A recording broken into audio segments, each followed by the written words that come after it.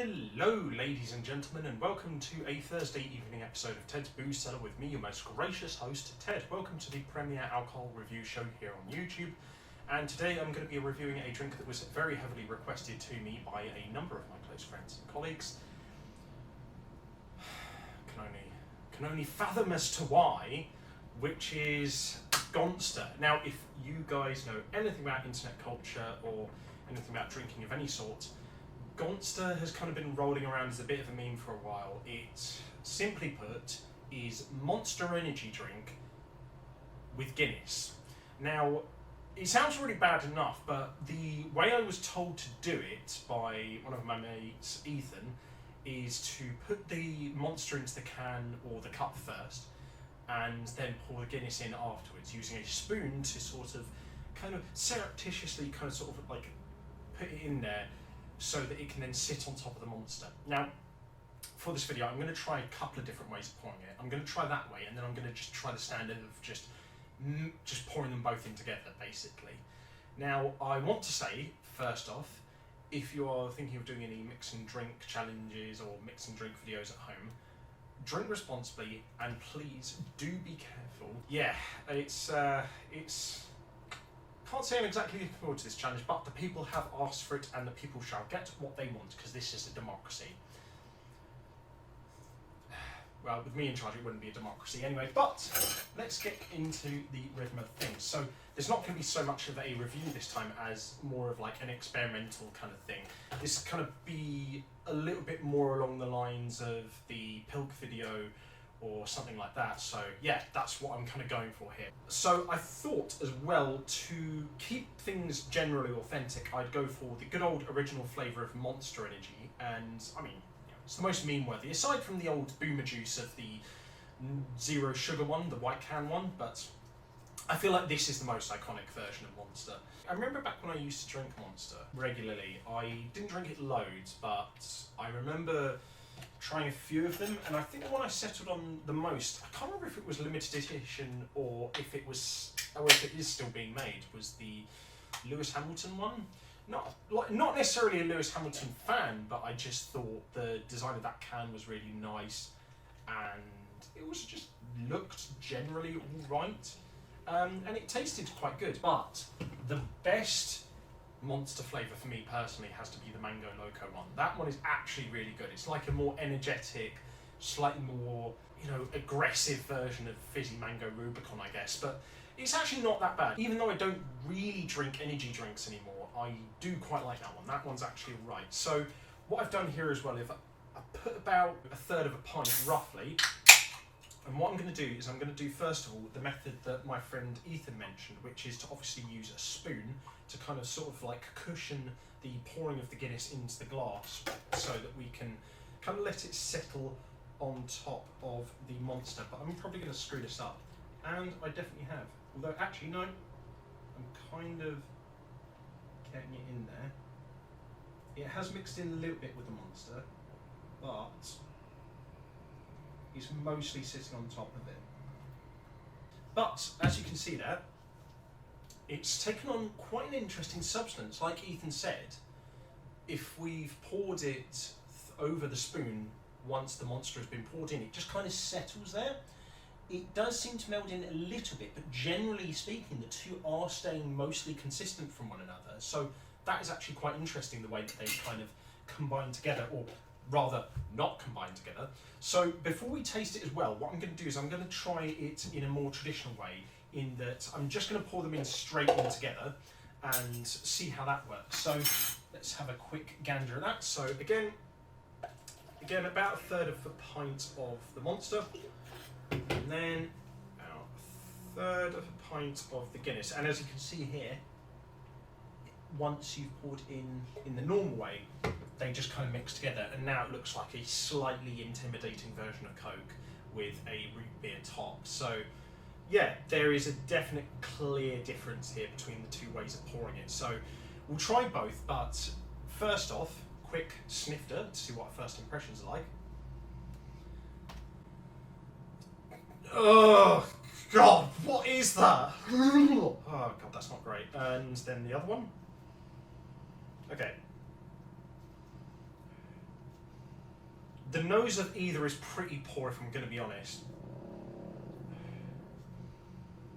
But I'll say the settled one is a bit nicer to smell because it just kind of smells like a slightly off version of Guinness. This, on the other hand, just smells like a really bad off version of Monster with a slight touch of Guinness at the end. So the nose for this gets like a 2 out of 10, and then the nose on this one gets it's a fair bit nicer. It's not great, but it's a fair bit nicer. So I'll give the nose on that a 4 out of 10, actually. It does smell a little bit nicer. But anyway, quick palate cleanser of water before we see what this actually tastes like. Oh, God. I'm not going to enjoy this, but I've got to do what the people want. Oh, man. Actually, I wonder who came up with this idea. I know it was Ben, who was in the Hungarian beer video, who kind of put the idea forward recently, but it's been an idea that my mates have been asking me to do for months now, and I think, if I remember correctly, the main progenitors of this idea have mostly been Luca and my mate Cody and a few other people. So to everyone, including those who I've just mentioned, this is your fault. Everything that's about to happen is down to you. But I love you dearly. Anyway, let's try the Ethan method first. So, bottoms up and have a good weekend ahead.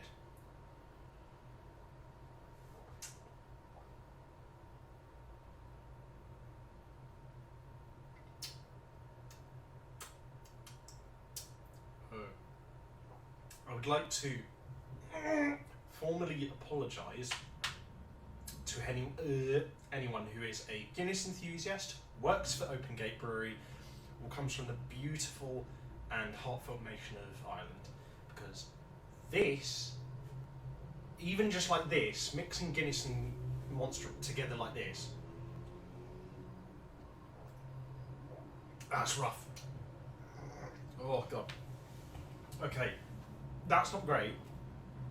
It's got a bit of a fruity, juicy texture at the end, which actually undercuts everything all right. It kind of cuts off that unnatural fruity flavour at the end. Generally pretty all right. It's not something I would recommend drinking in great quantity. So, quick palate cleanser again.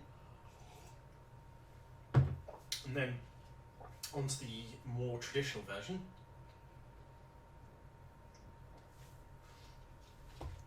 Wow, that's way worse. Ooh, God.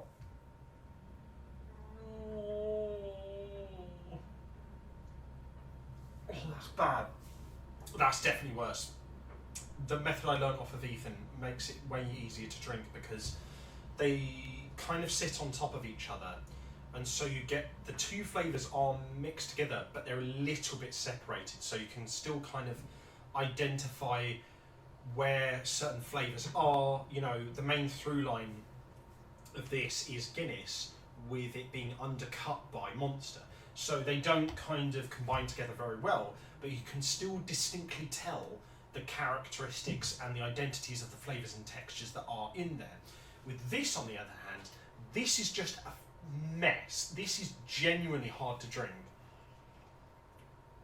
Just no discernible flavour, it's just a mess. It's like, you know when you used to play Ring of Fire at a house party, and you would get through the entire ring of cards, and you get to the end, and the last poor sod got that one final card, and they had to drink the entire thing, and it would be an ungodly mix of olive oil, chocolate milk, lemonade, Lambrini, absinthe, broken up DVD cover of the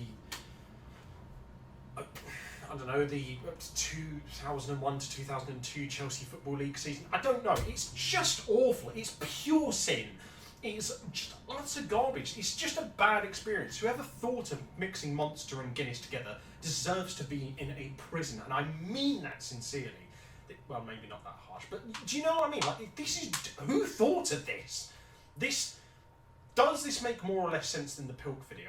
I feel like this is more drinkable as a concept than Pilk, obviously, but I think I would probably honestly drink at least the oat milk pilk more than this any day of the week.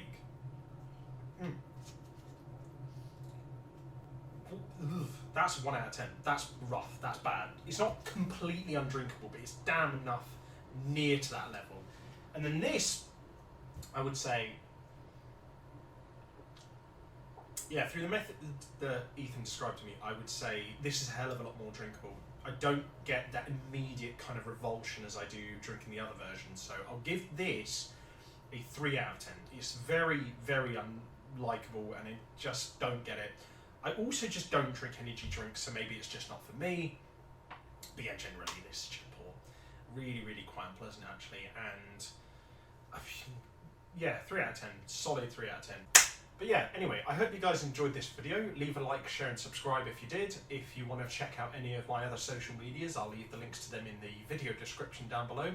And if you want to leave any suggestions for either video formats or future episodes on Ted's Booze Cellar, then please let me know in the comment section down below as well. And until next time, have fun, stay safe for whatever you're doing, don't do anything I wouldn't do, wash your hands, drink responsibly, know your limits, and I'll see you guys at the bar next time on Ted's Booze Cellar.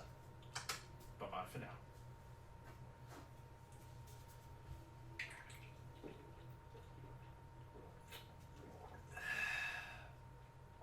Guinness, I have forsaken you and I'm truly sorry.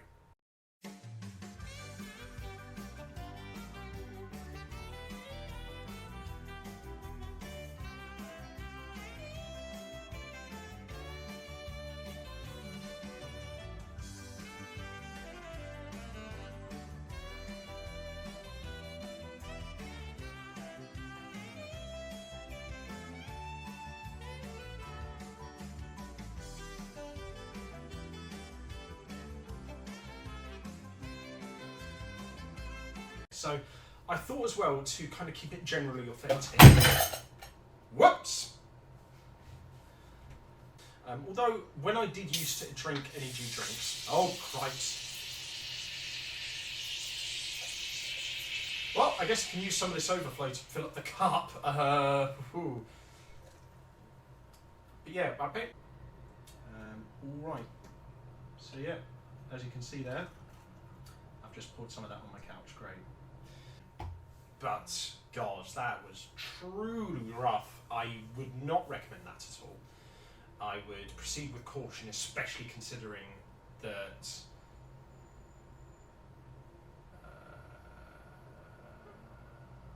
do you know what? I forgot where I was going with that.